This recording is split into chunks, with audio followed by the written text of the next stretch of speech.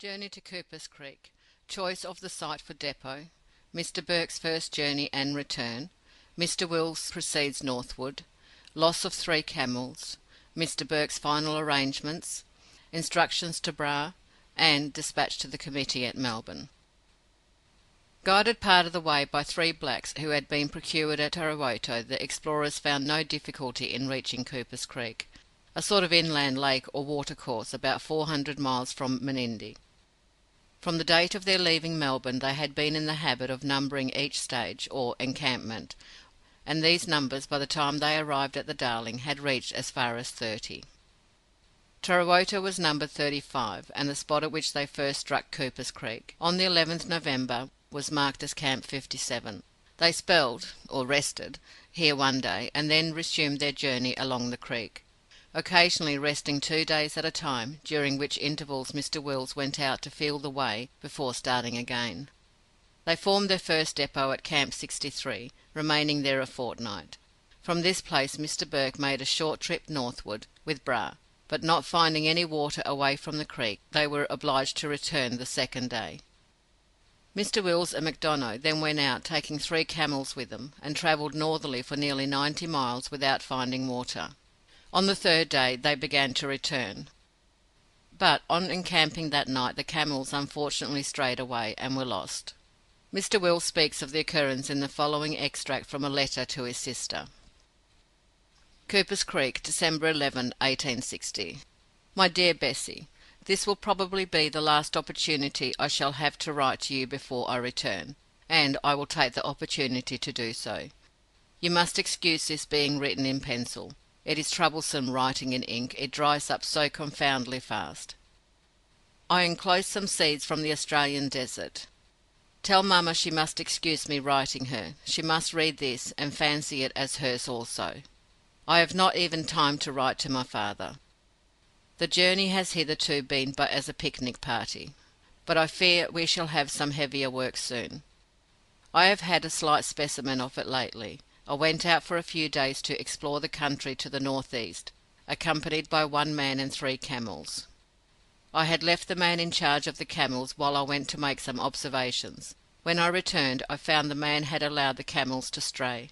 I tracked them for some distance, but found they had gone homeward. There is nothing for it but to walk back, so we started at 7 a.m. the next day. After walking about 10 miles, we fortunately found some water, and we continued on until 11 a.m. We then rested, as it is trying to travel with the heat at 130 degrees in the sun, and 112 degrees in the shade. We walked 80 miles in less than 50 hours, including stoppages. It is astonishing how a walk like this gives one a relish for a drink of water. For water such as you would not even taste, one smacks their lips as if it were a glass of sherry or champagne. We had but half a pint between us for the last 12 miles. We have no idea of being out for 3 years, as I supposed. I calculate on being in Melbourne in August at farthest. The following is McDonough's account of the loss of camels. When we came to the camp that evening, the moon was rising, and Mr. Wills wanted to take an observation. I went to let out the camels. They were very much done up, and not inclined to feed. We were almost without water at the time. We had some in bags, but they were leaking, and when Mr. Wills was taking the observations, I let out the camels and returned to cook our supper. Then Mr. Wills and I sat down to supper. I noticed the camels going into the scrub. I went and brought them back to within about 30 yards of our camp. They were not hobbled. Mr. Landells had left the hobbles, and said they were no use to them. Footnote. This seems incorrect, for hobbles appear to have been subsequently used by the party. End of footnote. In about 10 minutes I went to look after the camels. It was then dark. I could not find them, so called Mr. Wills, and we went in search of them. We searched until 12 o'clock at night, and could get no trace of them. We returned to camp. Mr. Wills lay down and had a short sleep, desiring me to call him at 2 o'clock in the morning and to make a few johnny cakes. He said, if we do not find the camels, and do not get back, we are lost. In the morning we went to a rise about 15 miles off, which we reached a short time before day, thinking that we might see the camels coming down the valley. Mr. Wills looked through his opera glass, but could see nothing of them. We walked back to our camp. We had a little bread and water. We did not like to light a fire for fear of the blacks, so we made up our swag. Footnote, or burdens. End of footnote. I had a large Colt's revolver, and 35 pints of water in a goatskin bag. Mr. Wills had 3 or 4 Johnny cakes, a trencher's revolver, and a pocket compass. We proceeded towards Cooper's Creek, and in about 7 or 8 miles found a small pool of stagnant water, from which we drank a great deal, and filled the goatskin bag. We then proceeded, walking 8 hours and resting 4, until we reached the creek. The last night we camped we had no water, as the bag leaked, and Mr. Wills and myself were very much done up in consequence of carrying it. After this Mr. Wills was obliged to go back with King, to recover the saddles and other things that were left when the camels strayed away. Meanwhile the depot was removed 2 stages further on, to Camp 65, in order to avoid the ravages of large rats which infested the first depot, making sad havoc among the stores. Early in December Mr. Burke made arrangements to solve the problem of crossing the continent from sea to sea, by proceeding to the Gulf of Carpentaria on the northern coast. To increase their stock of provisions a horse was killed, and the meat jerked, that is to say, deprived of bone and fat, and dried in the sun. Subsequently to this another of the horses broke his leg, and was shot, the flesh being added to the quantity previously dried. Mr. Burke then formed the following advance exploring party: R. O. H. Burke, leader; W. J. Wills, John King, Charles Gray, 6 camels, 1 horse; Patton, McDonough, Dost Muhammad, 6 camels, 12 horses, and the remainder of the provisions were left behind in charge of Bra, with instructions to remain at Cooper's Creek until the return of Mr. Burke's party, or until the provisions should run short, and not to leave unless from absolute necessity. The following is the dispatch written to the committee at this time, and left with Bra to be forwarded by the first opportunity. Cooper's Creek, December 13, 10 o'clock.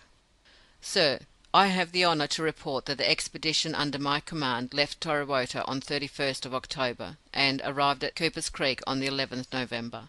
Men, horses, and camels well.